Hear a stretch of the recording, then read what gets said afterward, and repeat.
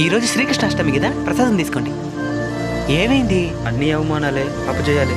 ఎన్నిసార్లు ప్రయత్నించినా ఫలితం లేకుండా ఉంది. కొన్నిసార్లు ప్రయత్నాలు సరిపోవు, సాహసాలు కావాలి. ఒక 5 కిలోమీటర్ల పరిపందెంలో 10 మంది పరిగెడుతూ ఉన్నారు. అందులో 8 మంది 4 కిలోమీటర్ల దగ్గరే ఆగిపోయారు. ఇంకా 5 కిలోమీటర్లకి 100 మీటర్ల ముందు ఇంకొకడు కూడా ఆగిపోతాడు. కేవలం ఒకే ఒక్కడు మాత్రమే తన లక్ష్యం వైపు పరిగెడుతూ ఉంటాడు. ఈ ఆగిపోయిన వాళ్ళందరూ ఏం చెప్తారంటే వాడేది చీటింగ్ చేసి పరిగెడుతున్నాడని చెప్తారు. వాస్తవానికి అతని కాళ్ళకి షూలు కూడా ఉండవు. నోట్లో నుంచి రక్తం గారుతూ ఉంటుంది, కళ్ళు కూడా మసకగా కనబడుతుంటది. కానీ ఆగడు. ఒకటి గుండెని ఆగిపోవాలి, లేదా నా లక్ష్యాన్ని చేరుకోవాలనే మొండి సాహసంతో ముందుకెళ్తాడు. చివరికి సాధిస్తాడు.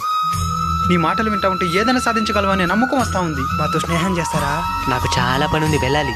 కానీ మీకు తోడుగా నేను రాసిన ఒక పుస్తకం ఉంది, అది ఇస్తాను.